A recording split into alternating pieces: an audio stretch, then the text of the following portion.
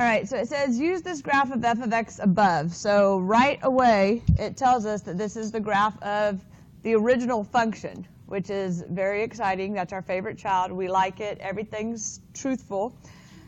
At which x values would relative extrema occur? What are relative extrema?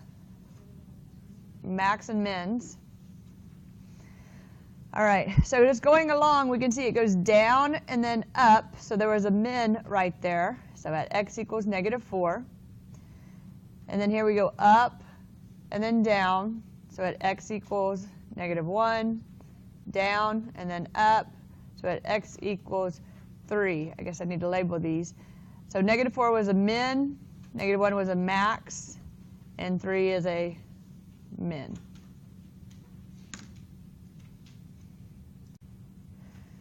Part B says, how many inflection points are there? So just to remind you what inflection points mean, inflection points is where the concavity changes.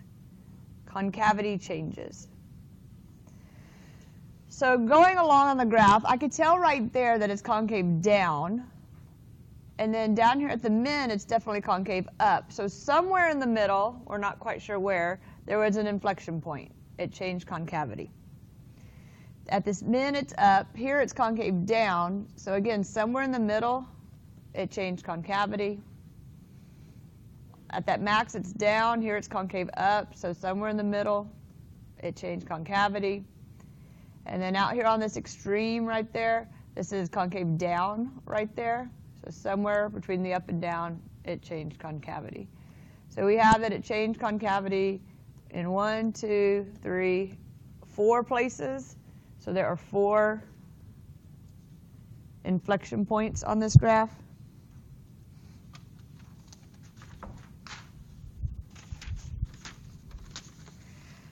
Part C, on what interval is it decreasing? So as soon as we hit the graph, it is going down. So it's decreasing from -infinity to -4. You always use x values.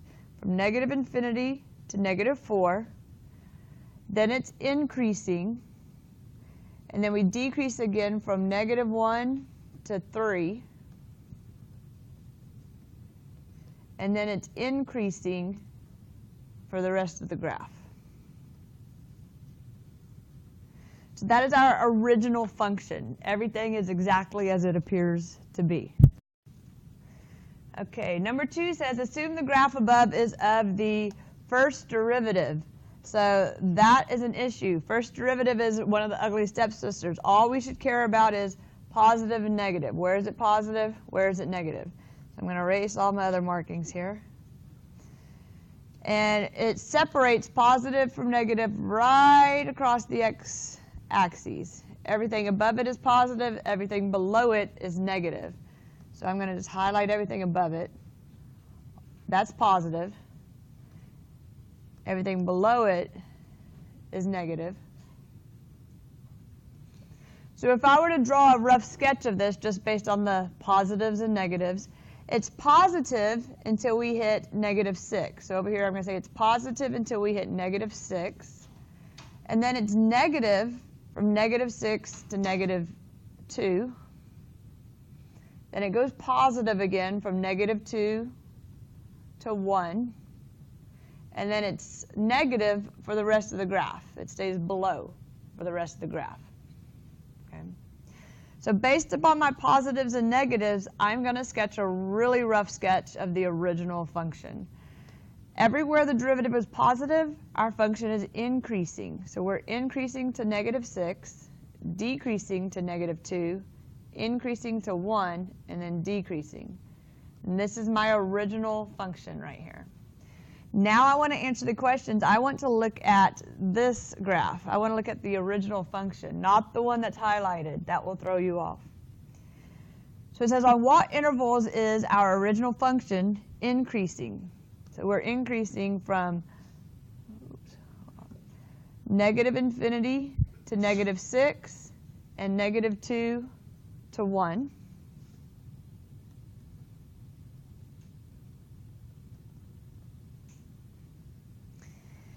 Then it says, where would our original function have a relative maximum? So it looks like there's a maximum occurring at -6 and another maximum occurring at 1. So at x equals -6 and at x equals 1.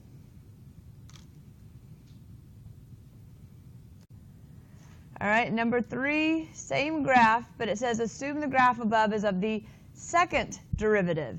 So again, the second derivative, that's one of our ugly stepsisters. All we care about is positive or negative. I already have it highlighted, positive, negative. Instead of telling us increasing, decreasing, though, second derivative tells us concave up, concave down. So over here, everywhere I had positive, I'm going to erase my increasing, decreasing part. Everywhere I had positive, everywhere it was above the x-axis, that would be where my original function's concave up to -6. And then my original function would be concave down to -2. And then we'd be up till 1, and then it'd be down for the rest of the graph. So second derivative, all you look for is positive, negative, and it tells you about concavity. This one's saying if that's the second derivative above, where is the original function concave down?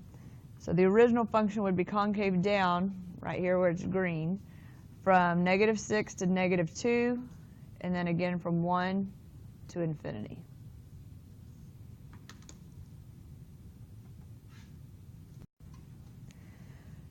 Okay, number 4. Let f of x equal this function. Find the following. If none, write none. So these are all the things you can find with the original function. I highly recommend to start with the horizontal asymptote and the y-intercept. Horizontal asymptote, you look for the highest degree on top and the highest degree on bottom.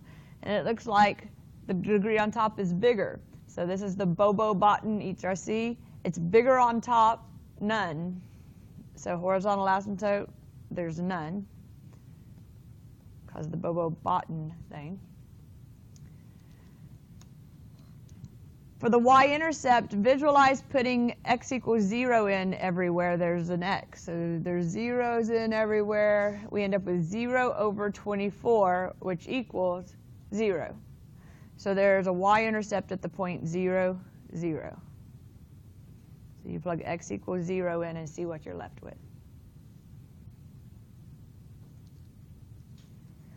Once you find those two things, we can factor, cancel, and see where we go from there. On top, I'm going to take an x out of everything on top. On bottom, I could take a 3 out of everything.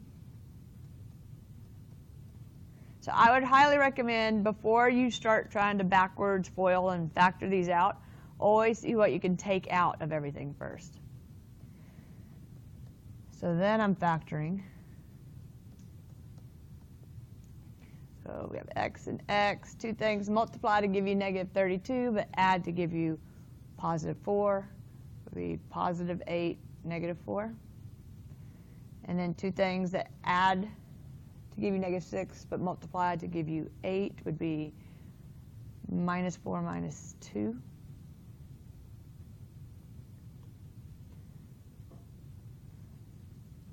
So I'm able to cancel out completely the x minus 4. That tells me that there's a hole wherever x minus 4 equals 0. So there's a hole at x equals 4, and we're going to need the y value for that hole. So hold that thought. What we have left is x times x plus 8 over 3 times x minus 2. To find the y value of the hole, you want to put this x value into the simplified form. We'll have 4 times 4 plus 8 over 3 times 4 minus 2. 4 times 12 over 3 times 2. 48 over 6, which is 8. There's a hole at 4, 8.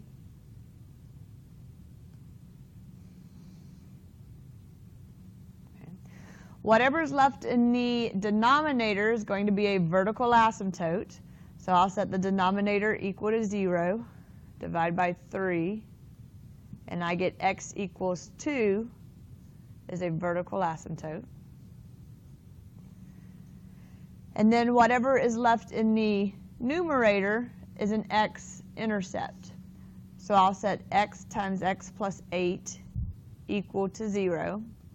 Product equals 0 tells me I can set each one equal to 0. And I end up with x equals 0 and x equals negative 8. As points, that would be 0, 0, and negative 8, 0.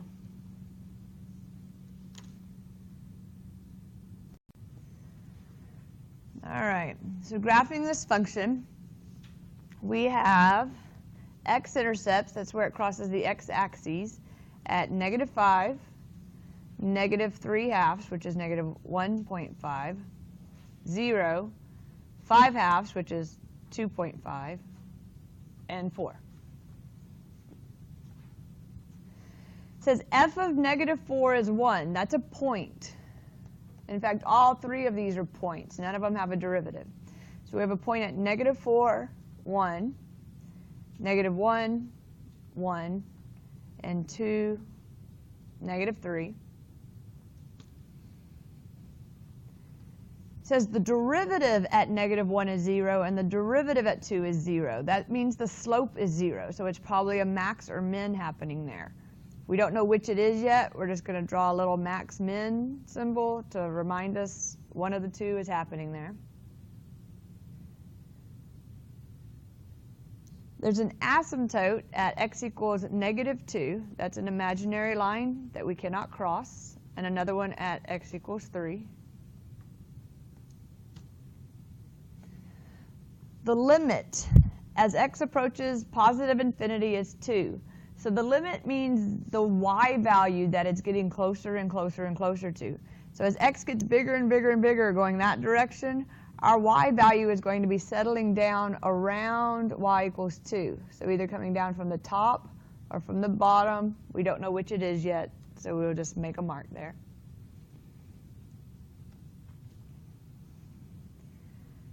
And then all we have left is the derivatives.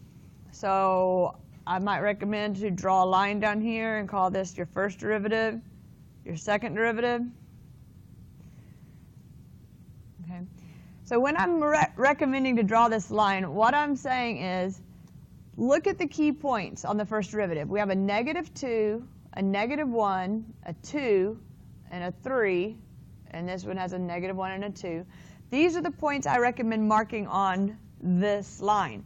Not just anywhere, but actually where it's compatible to the graph. So negative 2 is right here. I'm just going to go right below it and put my negative 2 there. I'm going to go right below the negative 1. I'm going to go right below where 2 is on my actual graph and right below where 3 is.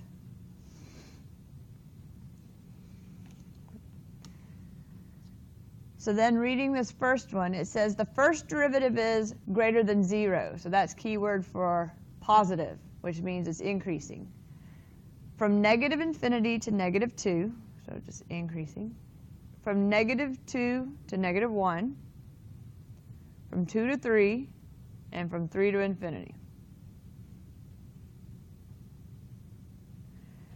Next one says the first derivative is less than 0, which means it's negative, so we're decreasing from negative 1 to 2.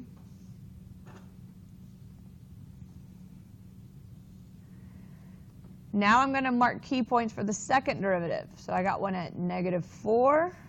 So find where negative 4 is on your graph and mark it right underneath. Negative 2, 0, 3. We got negative 4, negative 2, 0, 3. All right. So then it says the second derivative is greater than 0. It's positive. So we're concave up from negative 4 to negative 2. So concave up from negative 4 to negative 2. Also concave up from 0 to 3. Second derivative is negative, so we're concave down from negative infinity to negative 4, negative 2 to 0, 3 to infinity. Once we have all of our scratch work written out, we now need to move it up into the graph. We need to make sure we go through the points that we have made. We need to make sure we don't go through the asymptotes. And we need to make sure we don't cross over the limit way over here on the end. So I'm going to start on the far left side, to the left of -2. I can see it's increasing and concave down until I hit -4. So that's all I'm going to draw so far, is increasing concave down through my x-intercept, and I'm going to stop at -4. So increasing, concave down, stop right there a second. Then it says I'm going to keep increasing until the asymptote, but I'm going to change to concave up right now. So I'm changing to concave up, but I keep increasing. If you're not a very good artist, but you want to make sure I know that you changed concavity, you can mark IP right there, and I will know that you meant to change concavity, despite whatever your drawing may look like. All right, just to the right of the asymptote, it says we're increasing concave down. We're going to have a maximum occurring at -1, so I'll draw that part first. I'm going to even come back down to the 0. Then looking down here, at 0 we're changing concavity, but we're still decreasing all the way until we hit 2, because that will be a min. And then back up through our point.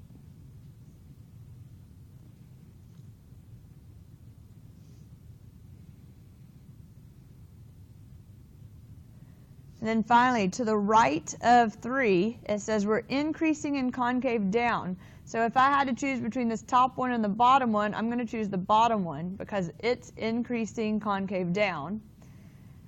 I know I can't go through my asymptote, so I'm going to be increasing. I have to go through this point at 4, and I don't want to reach 2, but I want to come really, really close. So limit means you get really, really, really close to 2, but you don't actually reach it. So number 6, it gives you the second derivative, and it says, note the original function has a domain of all real numbers except 8 and -7. So x cannot be 8, x cannot be -7. And we have to find intervals where the original function's concave down and if there's any inflection points. So we do two things. We want to know where does our second derivative equal 0 and where does our second derivative not exist. As far as where does it equal 0, that's where we set the numerator equal to 0. So setting our numerator equal to 0, you get either x minus 5 equals 0 or x plus 1 equals 0. So x equals 5 and x equals -1. Are these possible inflection points?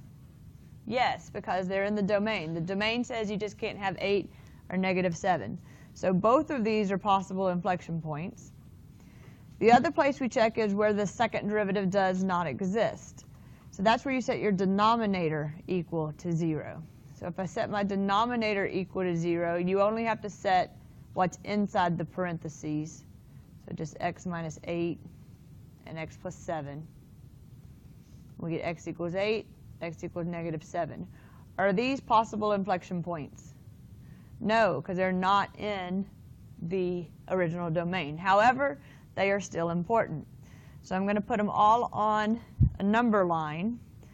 Let's see, -7 is the smallest.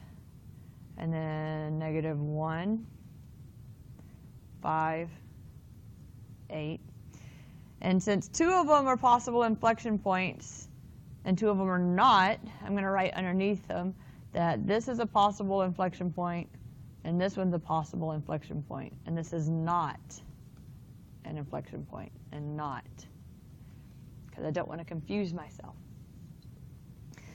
All right, picking values to the left and right to test. I would test like -8, -2, 0, 6, 9. And I'm testing them up here in my second derivative. So first start with -8. If I put a -8 in that first spot, -8 minus 5 is -13 times -7. 7 over, no matter what I put in here, it's going to be squared, so that's positive, times negative 8 plus 7 is negative. Negative times negative is positive over negative, which is negative. If you missed it, I'm about to do it 4 more times. So putting in negative 2, if I put a negative 2 in right here, I would have negative 2 minus 5, which is negative. Put a negative 2 in there. Negative 2 plus 1, negative. No matter what you put in there, it's positive. And then negative 2 plus 7 is positive. So I have a positive over a positive, which is a positive. If I put a 0 in, 0 minus 5 is negative. 0 plus 1 is positive. That one's always positive. And 0 plus 7 is positive. So I have a negative over a positive, which is a negative. 2 to go. Putting in positive 6. If I put a 6 in here, 6 minus 5 is positive. 6 plus 1 is positive. That one's always positive. And 6 plus 7 is positive. So we get a positive. And finally, if I put a 9 in there, I get a positive, positive, positive, positive, which is positive. So I get that the function is concave down, concave up, concave down, concave up, concave up. So the intervals for which it is concave down, that would be from negative infinity to negative 7, and then again from negative 1 to 5. And then it's asking, are there any inflection points? And so it looks like there would be an inflection point at negative 7 because the concavity changed on both sides, but that's why I specifically wrote not an inflection point underneath, so I wouldn't confuse myself. At negative 1 was a possible inflection point, and it did change, so that's definitely an inflection point. 5, it also changed, and 8 wasn't even in the running. So there's 2 inflection points for this particular problem. Okay, on number 7, it says the graph below is of the derivative. So this is where you should stop, pause, take it in, that you're not real happy about the fact that this is the derivative because that's an ugly stepsister and she's lying to you. It looks like there's a min there, but there's not because it's a derivative. Okay? So the only thing you should see as soon as you read this is a graph of the derivative, you should draw your line and all you should see from now on is where is it positive and where is it negative. It's positive in 2 places and it's negative in 1 large place. So right underneath it, I'd say it's positive until we hit A, and then it's negative until we hit G, and then it's positive again. Since it's the first derivative, positive and negative mean increasing, decreasing. So it was increasing until I hit A, then it was decreasing until I hit G, then it was increasing. This is a really rough sketch of my original function. Once I have a really rough sketch of my original function, I want to go with that. I don't even want to look at this anymore because it's going to confuse you. So where is f of x decreasing? F of x is decreasing from A to G.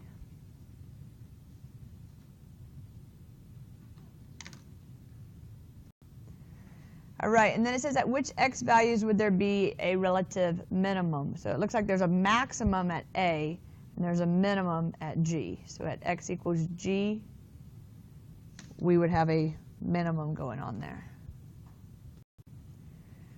All right. It says that f of x equal 5x squared over x plus 2. Find all critical values. So that I'm going to start by stating what the domain of this original function is. It has a denominator, and if x were negative 2, that denominator would be 0. So my domain is x cannot be negative 2. It's the only value x cannot be. All right, so then finding the critical values, that's where I take my first derivative and I set it equal to 0, and I take my first derivative and see where it does not exist. So obviously I need to find my first derivative. This is a quotient, so I'm going to use the quotient rule. Quotient rule says low d high minus high d low over the square of what's below. Low, I'm just going to write it down. D high, derivative of 5x squared is 10x, minus high, I just write down the 5x squared. D low, derivative of the low part is just 1, over the square of what's below.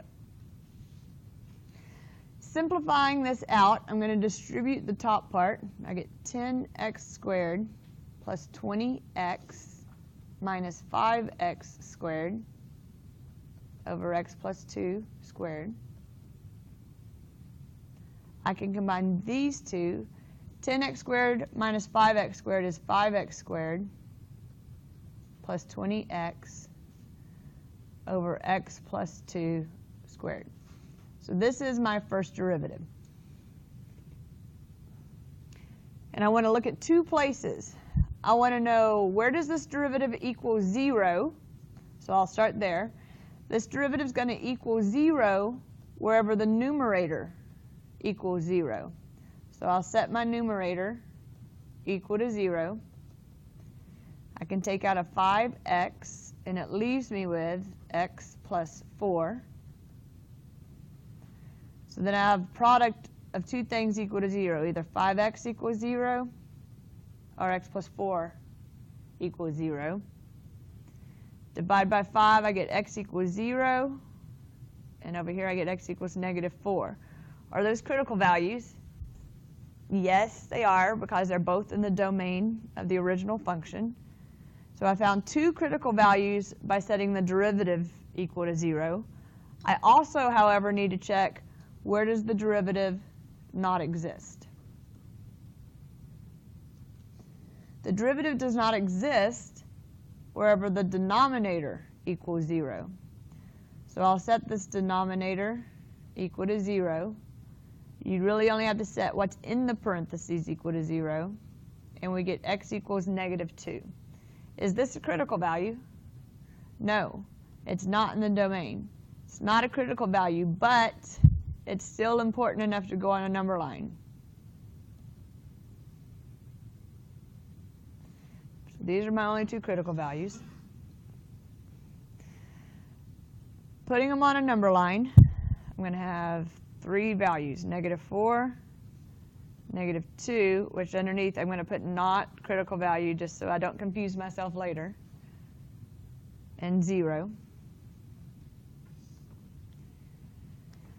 Then I'm going to pick values to the left and right of each, and I'm going to be testing these in the first derivative. And all I care about is positive, negative, positive, negative. I have the first derivative boxed up there, but I would prefer to use the factored form. So this is what my numerator looks like factored right there in green. So I'm going to rewrite it. Here's my numerator factored over x plus 2 squared. This one's easier to test values in. So if I'm testing negative 5, I'd have 5 times negative 5 is negative. Negative 5 plus 4 is negative. No matter what I put in the bottom is positive. So that's positive over positive, which is positive. If I test negative 3, I'd get negative 15. Negative 3 plus 4 is a positive 1. No matter what I put into the denominator, it will be positive. Negative over positive is negative. If I test negative 1, 5 times negative 1 is negative. Negative 1 plus 4 is positive over positive, so that's negative. And then if I test positive 1, I'd have a positive times a positive over a positive, which is a positive. So I get my functions increasing, decreasing, decreasing, increasing. So it says find all relative extrema, okay? And it doesn't specify just x or just y. There's a max at x equals -4. Hold that thought and we can say what the point is if it asks for the point, and it'll be specific. There's a min at x equals 0. To find the y values for these points, we want to put these x values back into the original function here. So if I put a 0 back into this original function, I would have 0 over 0 plus 2, which is 0. If I put a -4 in there, I'd have 5 times -4 squared over -4 plus 2, which is 5 times 16 over -2. And you can multiply those out. I personally would say, hey, I can cross out -2 into 16 -8 times. So 5 times -8 is -40. And then increasing and decreasing. It's increasing from -infinity to -4, and then again from 0 to infinity. It's decreasing from -4 to -2, then again from -2 to 0.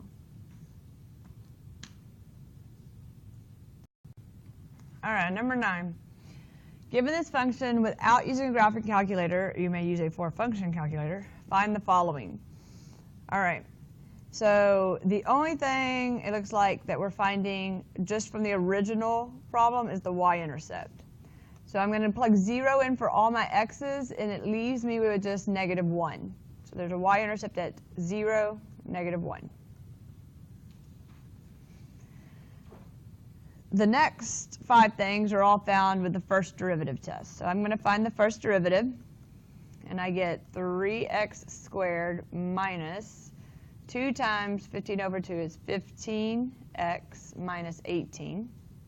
And I want to look at 2 places. I want to know where does this equal 0 and where does this not exist. Okay. As far as where does it not exist, it's a polynomial, so it's continuous everywhere. I guess I should have at the beginning found the domain, but this is a polynomial, so the domain is all real numbers. So looking for where this equals 0, I'm going to first take a 3 out of everything.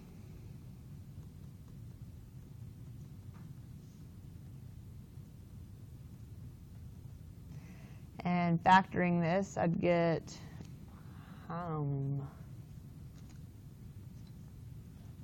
2 and 3 aren't working. So -6 plus 1, 4. So I have a product equal to 0. That means either 3 equals 0, which it does not, or x minus 6 equals 0, so x equals 6, or x plus 1 equals 0, so x equals -1. Ask yourself, are these critical values? And then answer yourself, yes, they are in the domain of the original function. So we have 2 critical values, 2 places where max or min could occur. I'm going to put them on a number line. And I will pick values to the left and right of each. And I'm going to be testing these values in the first derivative. I prefer the factored form of the first derivative there. Speaking of first derivative, I'll go ahead and box that one. So plugging these numbers into the factored form of the first derivative, of course, the number 3 in front is always positive, so it's a non-issue. -2 minus 6 is negative. -2 plus 1 is negative, so that's a positive. If I put a 0 in, 0 minus 6 is negative, 0 plus 1 is positive, so that's a negative. If I put a 7 in, I get a positive times a positive, which is a positive. So I get that it's increasing, decreasing, increasing. So intervals for increasing, -infinity to -1, and then again from 6 to infinity. Interval from decreasing, -1 to 6.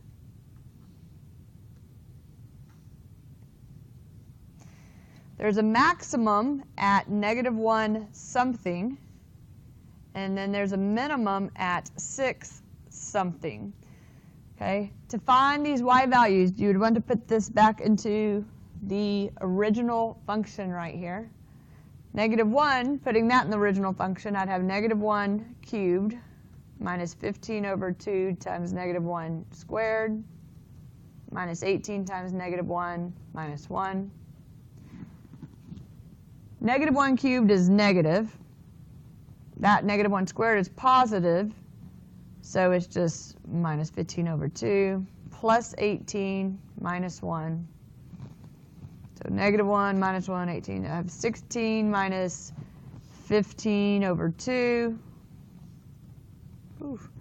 Common denominator, 32 over 2 minus 15 over 2 gives me 7 over 2, or 3.5.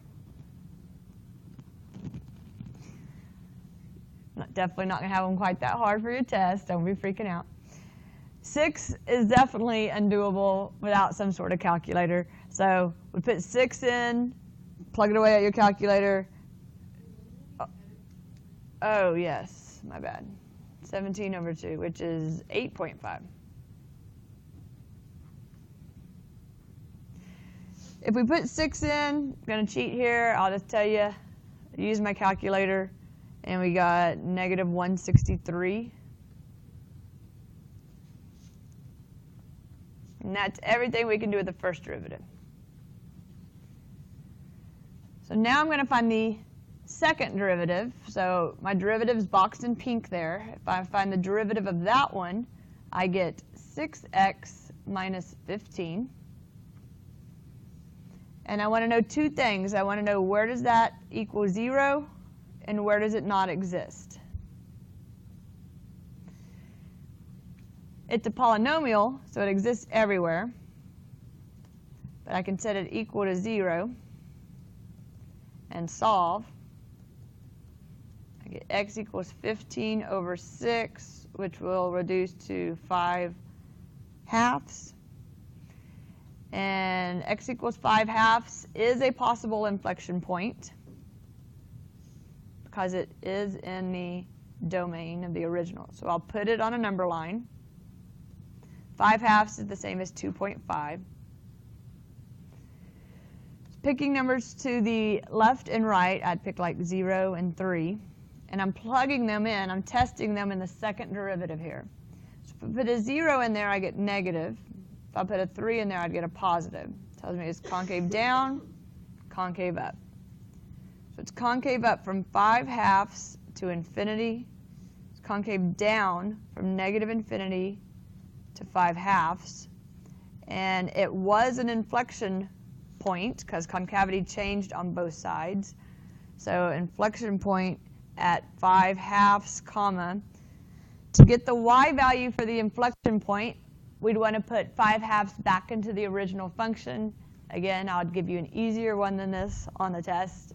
So using calculator, I'll just tell you, you put it back in, you get about -77.3.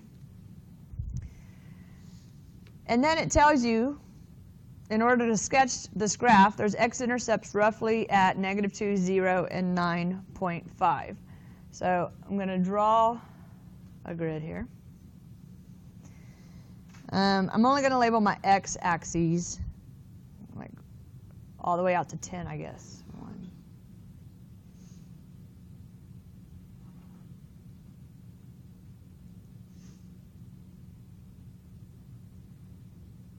Not labeling my y-axis because it goes all the way down to -163 at some point. So we're just going to play along here. All right, so we have x-intercept at -2, 0, and 9.5. Other points that we would want to graph would be maximum. There's a maximum at -1, 6. So -1, we'll pretend 6 is about right there. I'm sorry, -1, 8.5.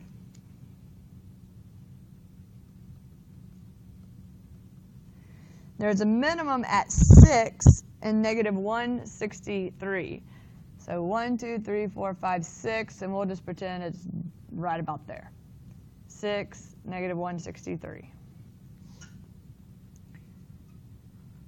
Then there's an inflection point at 5/2, which is 2.5, and then negative 77.3, which is about halfway down. And I'll just write IP.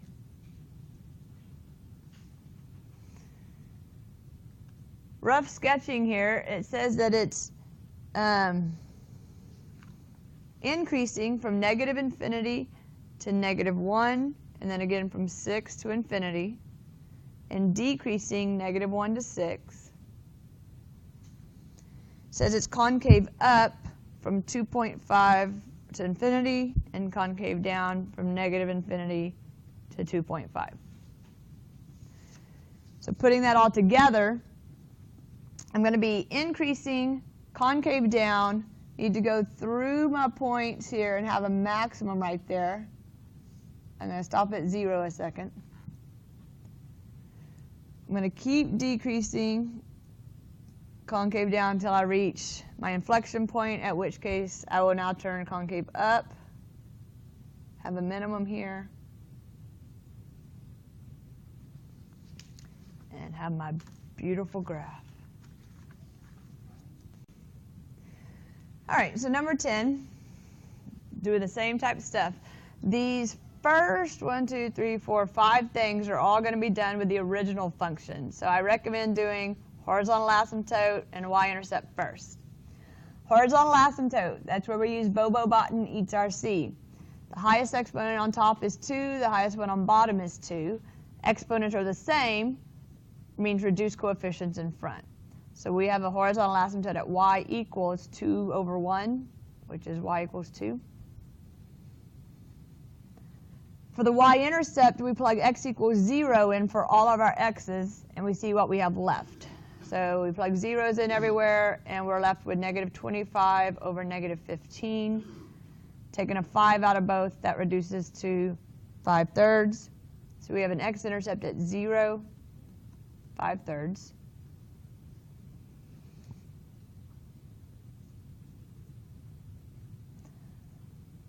Once we find the horizontal asymptote and the y-intercept, we then want to factor this. So factoring the top and the bottom. I'm going to do the bottom first because it looks easier. So x and x, multiply to give you negative 15, add to give you negative 2, negative 5, positive 3. On top we'll have 2x and x. And factors of 25, 1 and 25, or 5 and 5. I would try 5 and 5 first. What I do is I don't put any signs in, and I just go ahead and start foiling it back out. So 2x squared plus 10x plus 5x, but I want that to end up being a negative 5x. So I want that part to be negative and that part to be positive. So I'll put a negative there and a positive there. So I just put my numbers in and start foiling it back out and then decide where my positive and negative go. All right, I am able to cancel this term. So I know that there's a hole wherever x minus 5 equals 0. So there's a hole at x equals 5, and we'll find out the y value. What I'm left with after I cancel that is 2x plus 5 over x plus 3. This is my new original function, simplified version. If I put the 5 in to the simplified version, I would have 2 times 5 plus 5 over 5 plus 3. So that's 10 plus 5 is 15 over 8.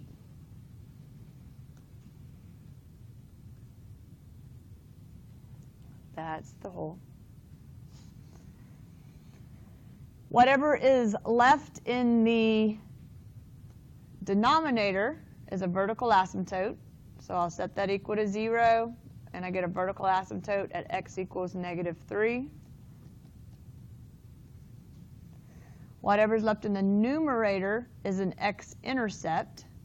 So I'll set that equal to 0.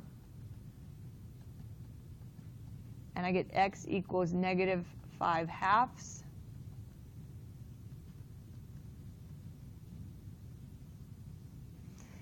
And that's everything that I can get from my original function. Okay, so to find the next 5 things, I need to use the first derivative test. Rather than take the derivative of this massively big function, you're allowed to take the derivative of your simplified function, and you'd still get those same answers. So that's what I'm going to do. So taking the derivative of my simplified function, I am going to have to use the quotient rule, which says low d high minus high d low over the square of what's below. So low, I'll just write it down. D high, derivative of the high part is 2, minus high, I'll just write it down.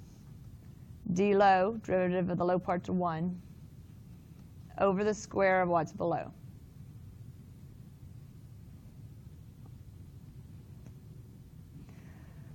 Multiplying out the top part, I get 2x plus 6 minus 2x minus 5. 2x's will cancel, and I have 1 over x plus 3 squared. So my derivative equals 1 over x plus 3 squared.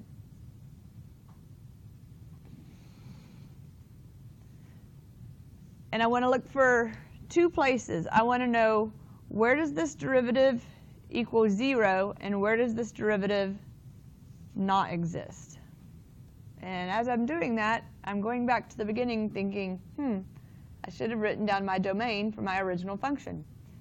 So checking out this denominator right here, the 2 values that would cause that denominator to be 0 are 5, so x cannot be 5, and negative 3, so x cannot be negative 3. And we know why. It's because there's a vertical asymptote at negative 3 and there's a hole at 5. All right, so back to the derivative. Derivative equals 0 wherever the numerator equals 0, but our numerator is 1, and 1 will never equal 0, so that does not produce any critical values. Derivative does not exist wherever the denominator equals 0. So I'll set x plus 3 equal to 0, and I get x equals negative 3, which is not a critical value because it's not in the domain. So it turns out there are no critical values, and if there's no critical values, then there's no max or min, because that's the only place they could possibly happen. However, I'm still going to make a number line and put my important points on it, which are the 2 values that cause issue in the domain. So negative 3 was the vertical asymptote, and 5 was the hole.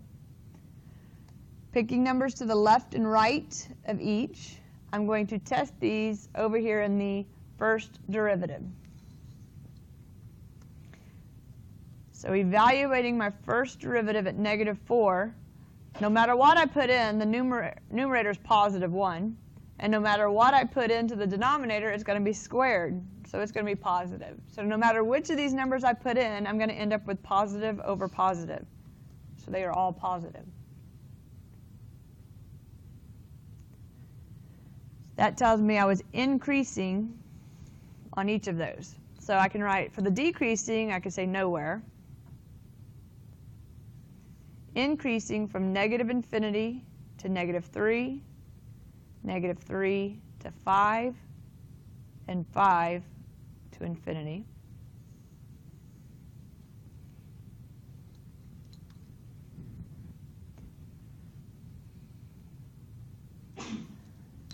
All I have left is my second derivative. So I'm going to rewrite this as x plus 3 to the negative 2 power, and taking the derivative of it, I have a bunch of junk to the negative 2 power.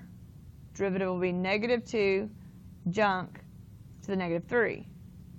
Copy paste the junk in there, times derivative of the junk is just times 1. So I end up with my second derivative is negative 2 over x plus 3 cubed.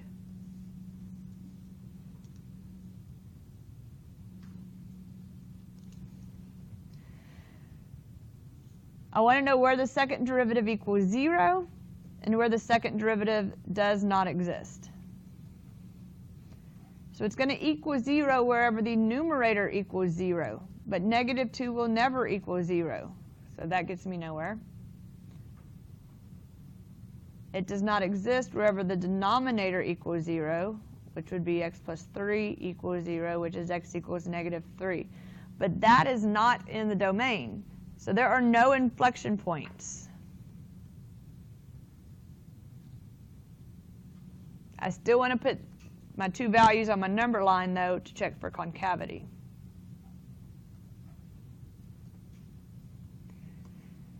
So plugging in negative 4, 0, 6, I'm putting them into the second derivative here.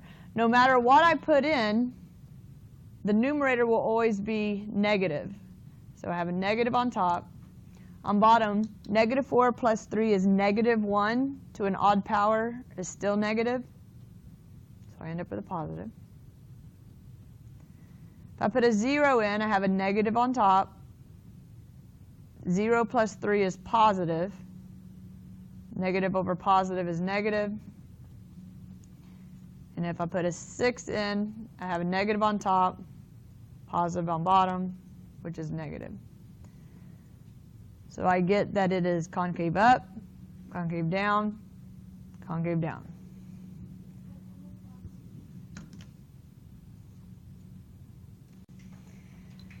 All right, so it's concave up from negative infinity to negative 3. It's concave down from 3 to 5, and again from 5 to infinity. So I want to put this all together and sketch a rough graph. So I'm going to put like 1, 2, 3, 4, 5, 6, 7, 1, 2, 3, 4, 5, and I'll only go up 3, down 3. Plotting my points first, I had an x-intercept at negative 5/2, which is negative 2.5. I had a y-intercept at 5/3, which is somewhere between 1 and 2. And then I have a hole at 5, 2, 3, 4, 5, and 15 over 8. I know 16 over 8 would be 2, so this is just a little bit less than 2.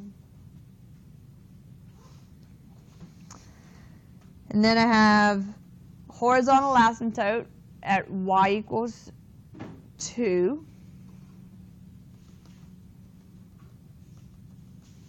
And a vertical asymptote at x equals negative 3.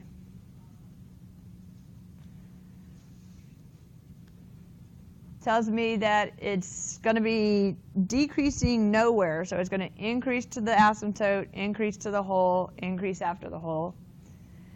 Concavity, it's concave up from negative infinity to negative 3, and then concave down the rest of the graph. So on the left side of the asymptote, I need to be increasing concave up, and I cannot go through the asymptotes. So that means I'm going to have to draw it up here. On the right side, I'm going to be increasing concave down. I need to go through both points and to the hole, but not the asymptotes.